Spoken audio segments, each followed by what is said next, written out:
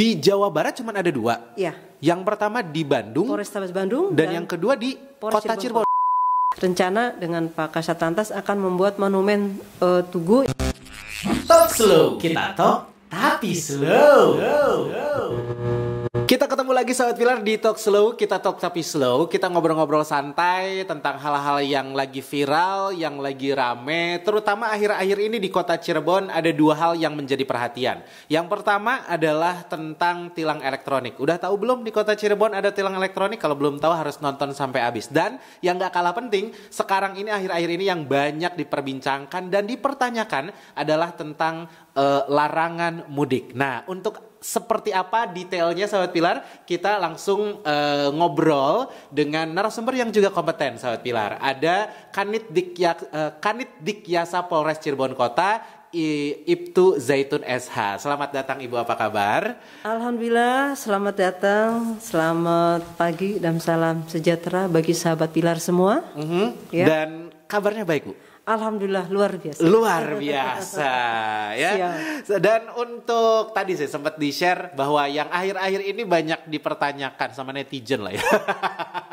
Adalah tentang tilang elektronik dulu deh di Kota Cirebon yang memang cukup baru dan akhirnya banyak orang yang bertanya. Mungkin bisa dijelasin sedikit tentang tilang elektronik Bu.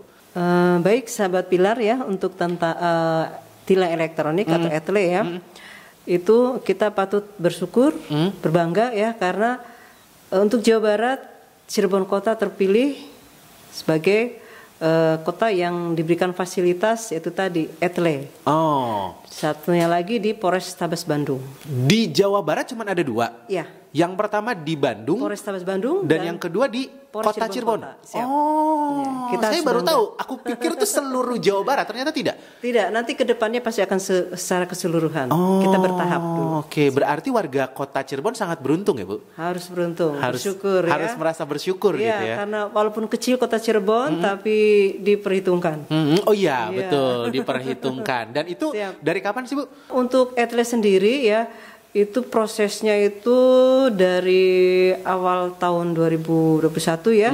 Kemarin launching pertama itu tanggal 23 bulan Februari. 23 Februari. Iya.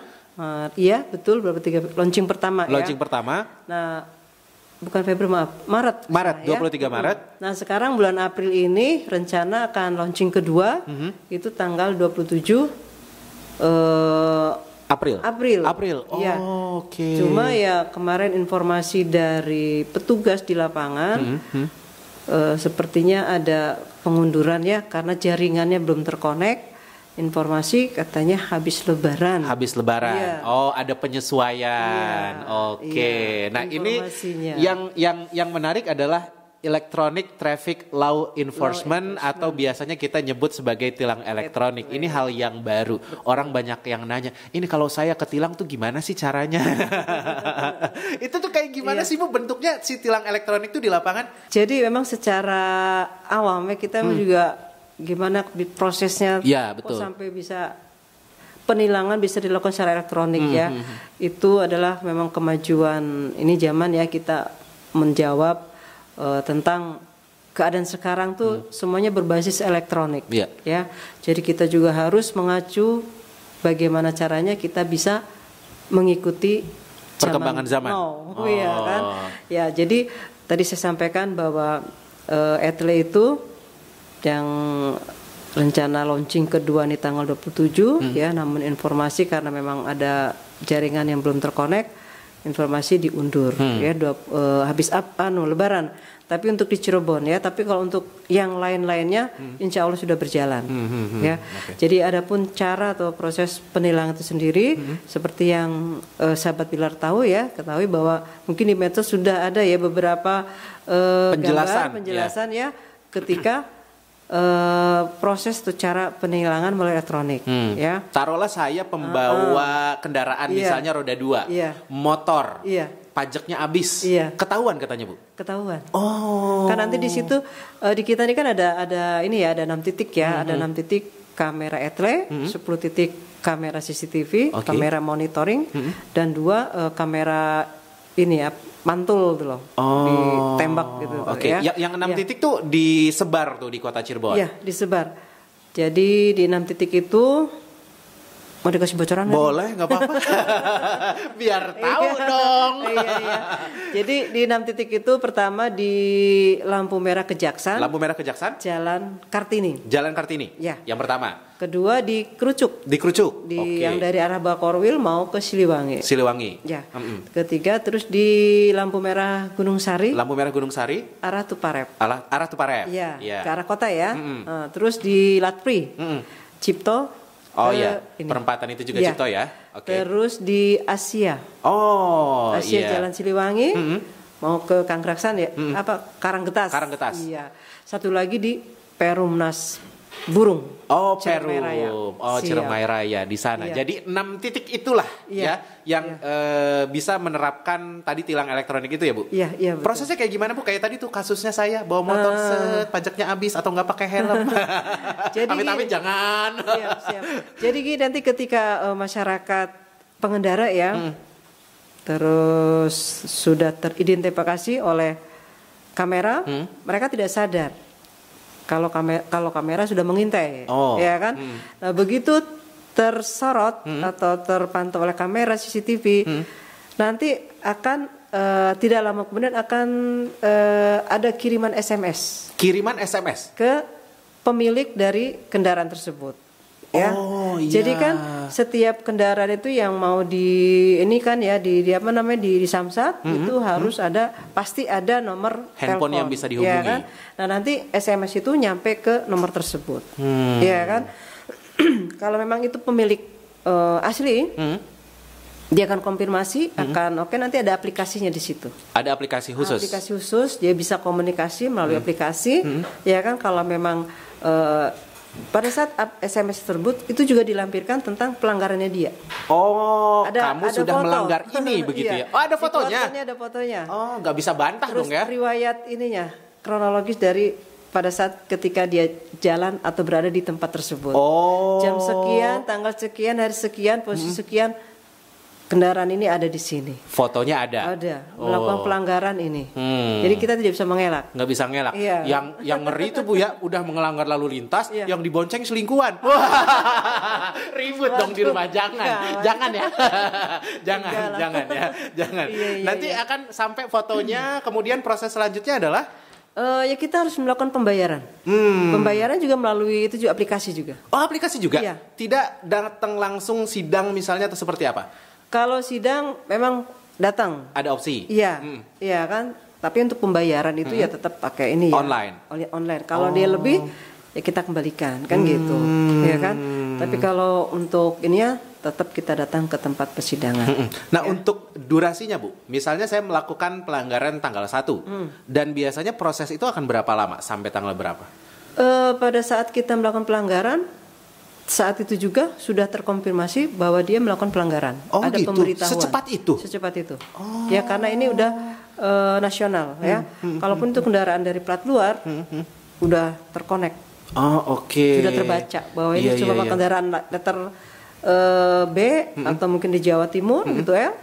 Itu sudah ada datanya. Begitu dia melanggar operator kita sudah melacak, udah jelas kelihatan bahwa kendaraan ini ternyata dari ini, namanya si ini, alamatnya sini. Langsung kita buat ini SMS, ya kan?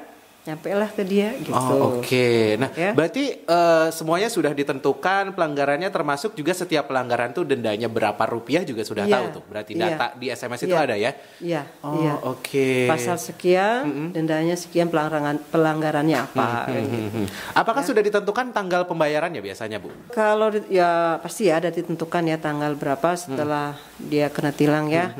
Cuma kadang masyarakat kan lalai, dianggapnya udahlah nanti saja. Nah, kalau nanti saja gitu gimana, Bu? Nanti pada saat dia proses bayar pajak gitu kan, perpanjangan dia akan terlihat. Oh, terakumulasi, Bu? Ada rekaman bahwa dia melakukan pelanggaran ya dan belum diselesaikan. Jadi tidak boleh lagi ini bayar pajak dulu ya, harus selesaikan dulu.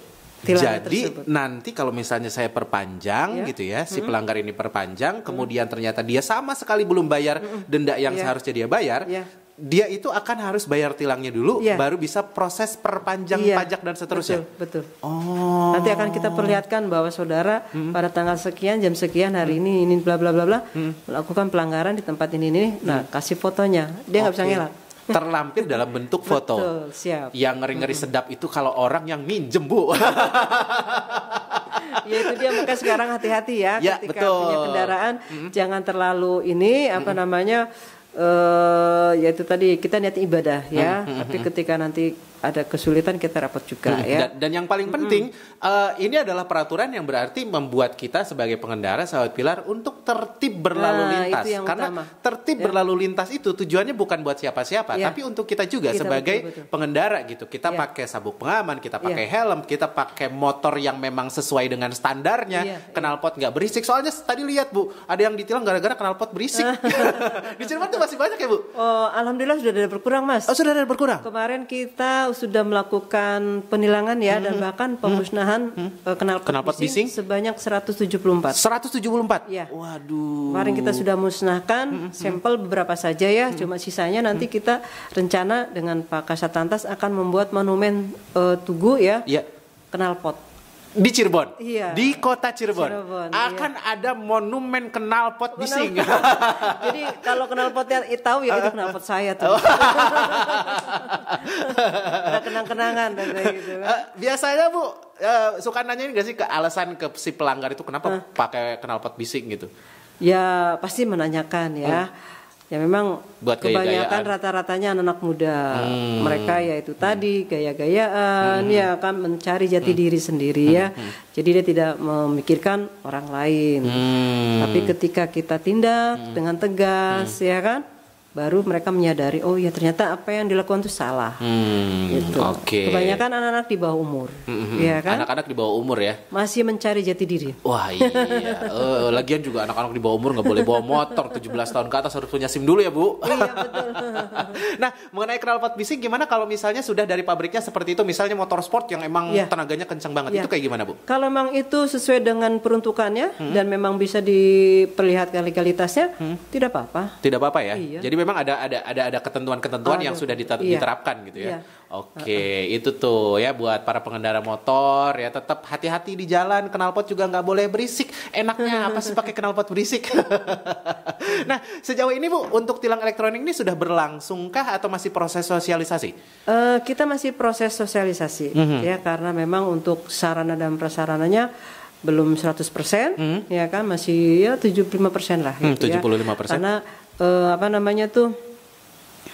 untuk jaringan belum terkonek, ya kan. Kalau bangunan sudah siap, kebetulan ada di kantor kami TMC-nya, dan masih ini menunggu jaringan. Masih menunggu jaringan. Jadi sekarang proses sosialisasi, dan untuk masyarakat memang dihimbau juga untuk mencari tahu sedetail mungkin agar tahu lebih banyak tentang tilang elektronik ini ya Bu ya. Dan kota Cirebon menjadi kota yang beruntung karena tadi di Jawa Barat cuma ada 2, di Polrestabes Bandung dan juga di Polres Cirebon. Tuh, luar biasa banget. Ya ini yang juga jadi perbincangan. Selain tadi tilang elektronik, knalpot bising gitu, yang menjadi perbincangan adalah tentang larangan mudik Bu. Hampir saya buka handphone tiap hari berita tentang larangan mudik.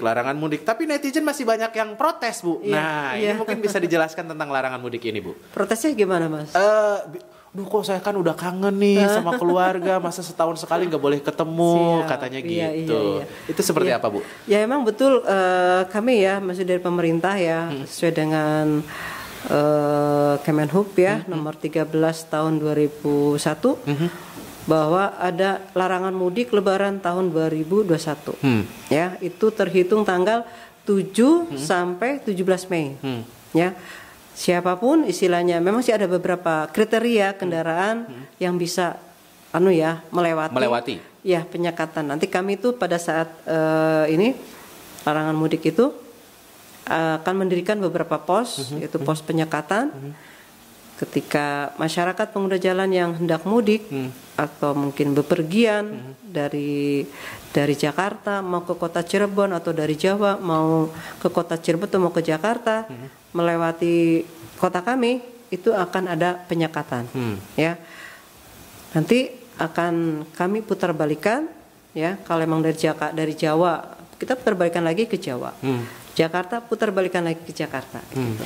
Ya, kita lakukan ini semata-mata bukan karena mempersulit ya, atau istilahnya tidak sayang kepada orang tua di kampung, keluarga, tidak. Nah, kita melihat kemarin situasi di India. Itu menjadi pelajaran kita bersama. Sekali ya, pelajaran sekali, karena itu kegiatan di India itu merupakan tradisi.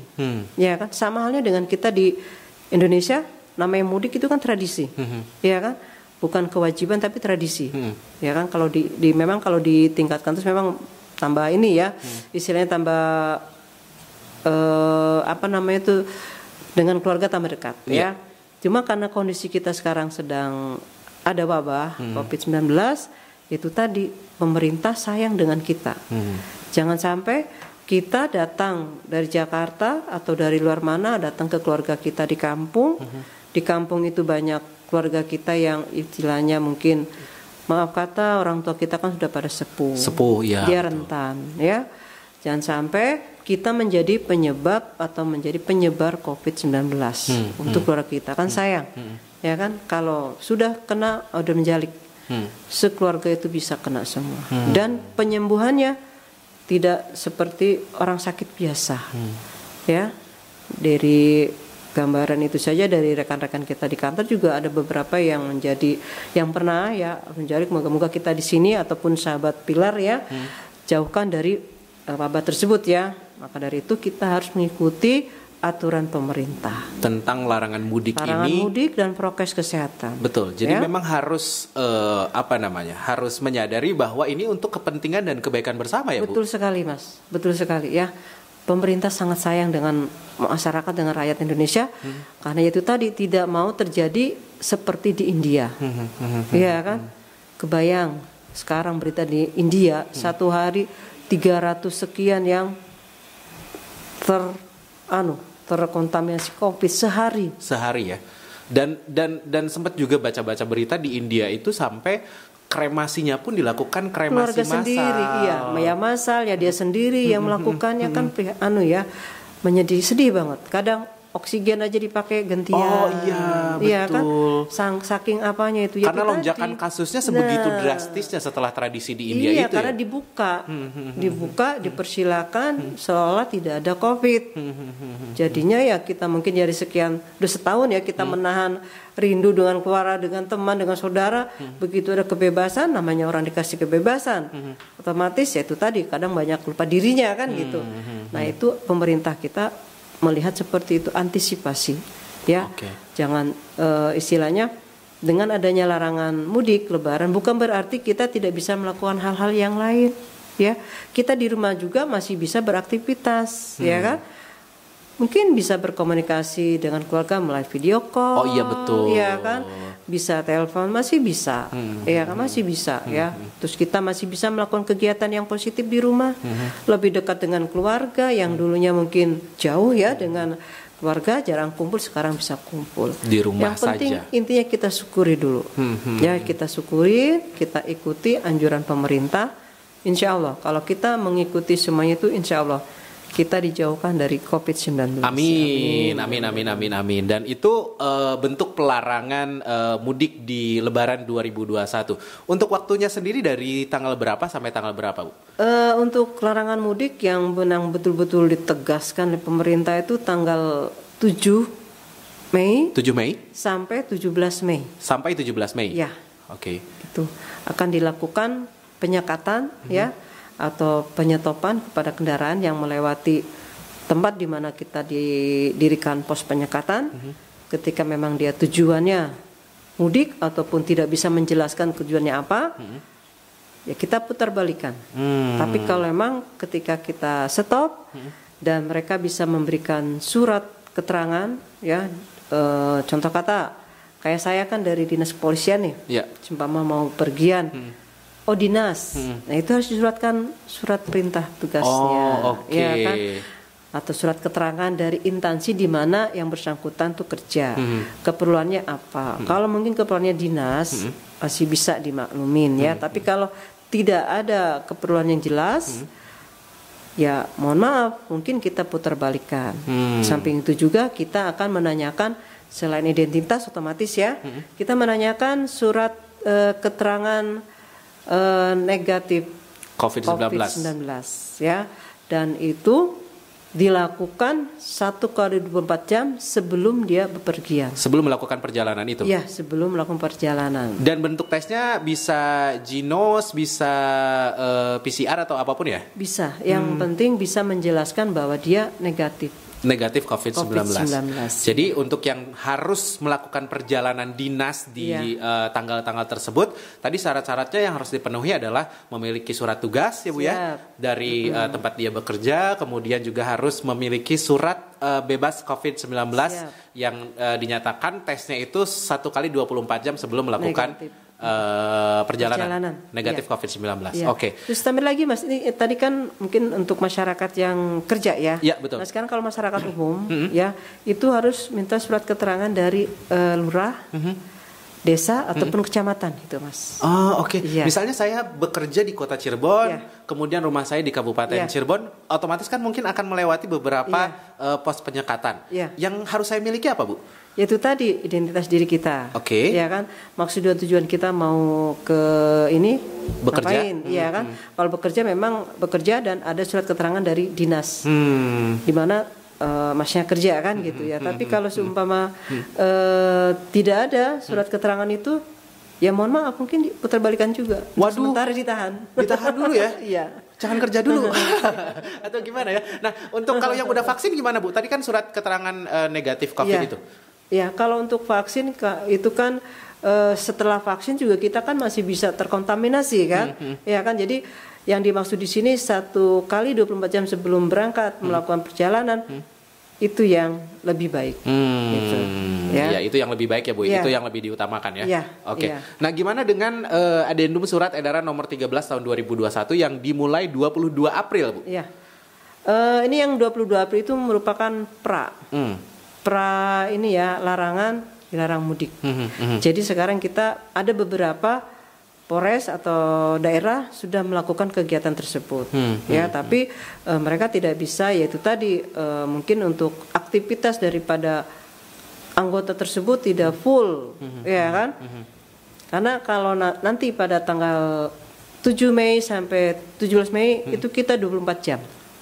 Di pos penjagaan petugas yang bertugas gitu ya. Iya, 24 jam. Kalau sekarang sih hanya istilahnya mungkin namanya pra itu kan ya mungkin ya istilahnya sebelum lah ya. Sebelum pelaksanaan supaya tidak kaget masyarakat, supaya tidak terkejut ya kan. Makanya kita lakukan pra. Oke. Gitu. Iya. Nah, apakah di lapangan sudah ditemui masyarakat sudah mulai mudik dari sekarang-sekarang? Karena sempat lihat juga baca di media online ada yang nekat mudik menggunakan perahu. Iya. Bukan berarti kita menyarankan, memperbolehkan atau mempersilahkan, tidak. Ya. Itu kembalikan ke masyarakat itu sendiri ya. Yang jelas kita sekarang sedang melaksanakan pra dilarang mudik, ya kan.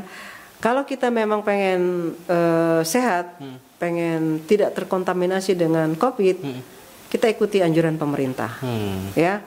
Insya Allah kalau memang masyarakat patuh dan taat, insya Allah kita sama-sama berdoa semoga COVID bisa berlalu. Amin. Ya kan. Ya memang kalaupun itu memang kita lihat. Saya di lapangan juga banyak ya orang yang istilahnya yaitu tadi dengan tujuan seperti mudik ya, karena kita bisa membedakan ya kendaraan ketika bawa barang pasar dengan gitu kan. Secara naluri kita bisa membedakan orang yang berangkat mudik atau aktivitas sehari-hari ya Bu ya. Nah, pada saat kita melihat kegiatan tersebut masuk kelihatan masyarakat seperti itu, ya kita cegah, kita himbau ya. Mas begini kita sini nih ya. Kalaupun memang sudah terlanjur berangkat, kita himbau tolong nanti ketika datang di rumah, Mas jangan ketemu keluarga dulu, ya.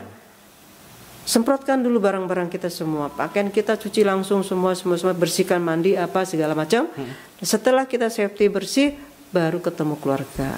Jangan begitu datang langsung Bakabruk gitu ya. Salaman segala Salaman, macam. cipika-cipiki. Waduh. Itu jangan ya. Karena kita habis bepergian.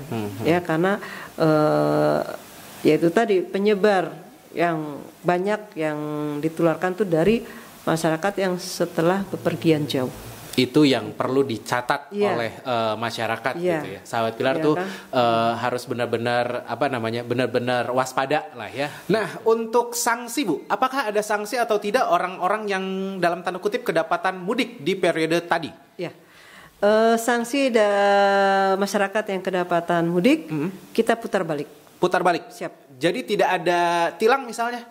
Tidak ada. Tidak ada. Yang sampai saat ini belum ada ini ya. Belum ada instruksi ya. Instruksi yang ini yang sesuai dengan Kemenhub itu putar balik. Putar balik. Jadi misalnya sudah sampai Karawang misalnya dari Jakarta. Jadi diputar balik. Putar balik. Dan kabar yang sempat baca juga bahkan diawasi sampai ke jalan-jalan tikus. Nah, untuk titiknya sendiri di mana aja sih Bu? Boleh dikasih tahu? Kalau yang di jalan-jalan tikus itu nanti kewenangan dari Polsek. Oh, oke. Polsek ya. Polsek setempat. Kalau kami di sini untuk kota Cirebonnya. Ya. Jadi kita jelaskan juga ya. Boleh. Titik-titiknya. Boleh, nggak apa-apa dikasih tahu. Untuk Kota Cirebon di sini kemarin juga sudah koordinasi dengan Dinas Perhubungan Kota Cirebon bahwa kita sepakat untuk pos penyekatan ada 4 titik. Ada 4 titik? Ya. Yang pertama di sini di Kedaung. Ya. Kedua di Penggung, Jalan Sudirman. Antisipasi keluar dari tol. Okay. Ya. Ketiga di Tiga Berlian, Kalijaga, antisipasi dari Jawa mau ke Jakarta. Kemudian dari Bakorwil, antisipasi dari Jakarta mau ke Jawa, Indramayu itu. Oh, oke. Ya, jadi boleh dibilang lingkar luar ya Bu ya. Betul. Lingkar luar yang dinilai sebagai potensial betul. untuk para pemudik melewati jalur-jalur tersebut. Berarti kalau misalnya ketemu sama pos kemudian diperiksa segala macam dan dinyatakan bahwa wah Anda mau mudik silahkan putar balik. Iya. Nah, yang Bu, yang tetap jadi pertanyaan adalah adakah kendaraan-kendaraan yang nanti lewat pos penyekatan, oh ini mah nggak apa-apa, ini kendaraan yang diperbolehkan. Ada nggak sih kendaraan-kendaraan yang jenisnya seperti itu? Iya ada Mas, ada beberapa kendaraan yang memang diperbolehkan untuk melewati pos penyekatan ya. Sudah tentunya itu kendaraan pimpinan lembaga tinggi negara ya, ketika sedang melaksanakan tugas ya kan. Bukan berarti mudik. Iya betul. Syaratnya tadi ada surat tugasnya nih. Ya. Kemudian kendaraan dinas operasional TNI Polri. Ya. Kemudian kendaraan dinas petugas jalan tol. Kalau dia di jalan tol ya. Terus ambulan. Mobil jenazah. Ya kan. Sama pemadam kebakaran. Terus kendaraan pelayanan distribusi logistik. Ya. Kemudian mobil barang tidak membawa penumpang. Mobil barang tidak membawa penumpang. Ini catatan. Kenapa? Karena catatan. Karena di tahun lalu masih banyak orang-orang yang mobilnya mobil barang, di dalamnya ada mobil, di dalam mobilnya ada orang. Itu pelajaran dari tahun lalu ya Bu? Iya betul. Ada kendaraan molen isinya bukan semen, orang. Iya itu tuh tahun lalu kayak gitu soalnya. Oke. Terus sama ini Mas, kendaraan yang digunakan untuk pelayanan ibu hamil, ya didampingi oleh 1 orang anggota keluarga. Didampingi oleh 1 orang anggota keluarga. Ibu hamil ya catatannya ya. Iya. Kemudian kalau yang melahirkan didampingi 2 orang. Kemudian kendaraan yang mengangkut pekerjaan migran Indonesia. Mungkin Cirebon jarang ya ada mengangkut orang-orang migran ya. Banyaknya Untuk kendaraan umumnya selama periode larangan mudik ini seperti apa yang sudah dikoordinasikan dengan Dinas Perhubungan Bu? Ya untuk kendaraan umum ya sudah kita koordinasi dengan Dinas Perhubungan. Yaitu ya mungkin bus ya kan. Terus elep. Iya. Ya kan? Angkot pun mungkin tuh yang untuk jalur luar ya kan. Itu sudah kita himbau pada saat tanggal 7 sampai 17 Mei itu tidak ada operasional. Tidak ada operasional? Ya. Oh oke ya. Nah untuk kereta dan sebagainya seperti apa? Nggak ada juga. Nggak ada juga? Kereta, pesawat, kapal laut, ya transportasi darat, laut dan udara tidak ada ini operasional. Oh oke. Ini nih yang saya bayangkan. Ini pribadi ya, sering mengalami beberapa kali momen mudik gitu ya. Biasanya ada penyekatan jalan yang akhirnya kita yang biasanya muternya di sini, jadi muternya jauh banget. Tahun ini ada kayak gitu nggak Bu? Nggak ada ya Bu ya? Sepertinya ya. Karena pada saat kita melakukan penyekatan di pos ya itu kita lokasinya memang di tempat yang memang nanti ada untuk berputar balik. Jadi tidak harus jauh-jauh enggak. Oh, oke. Jadi nggak usah harus jauh-jauh. Nanti ngomong mau putar balik kan lurus Bu. Enggak. Saat itu ada pos penyekatan ya. Ketika disuruh putar balik ya udah tinggal putar balik aja. Cuma beda jalan aja gitu. Oke. Jadi memang sudah diperhitungkan sedemikian rupa, termasuk penempatan posnya juga untuk bisa si pengemudi ini bisa langsung putar balik ke arah tempat mereka berasal gitu ya. Nah, nanti Bu untuk selama si periode periode larangan mudik ini masyarakat lokal yang biasa beraktivitas ada himbauan nggak sih Bu? Ya memang kami menghimbau ya kepada masyarakat Kota Cirebon atau sahabat Pilar ya bahwa menghadapi Lebaran tahun 2021 ini kita harus mengikuti anjuran pemerintah ya, karena kita sebagai warga negara Indonesia yang baik kita harus mengikuti ya kan, dengan harapan ketika kita mengikuti anjuran pemerintah insya Allah ya COVID segera berlalu dan kita bisa kembali ke kehidupan normal. Amin. Ya, karena itu salah satu pencegahan. Memang berat ya. Kita butuh kesabaran, pengorbanan, tapi insya Allah di balik semuanya itu ada hikmah. Ya, kita sedang diuji kesabaran kita. Bertahan dulu untuk tidak mudik tahun ini. Kita di rumah saja, semua bisa beraktivitas di rumah.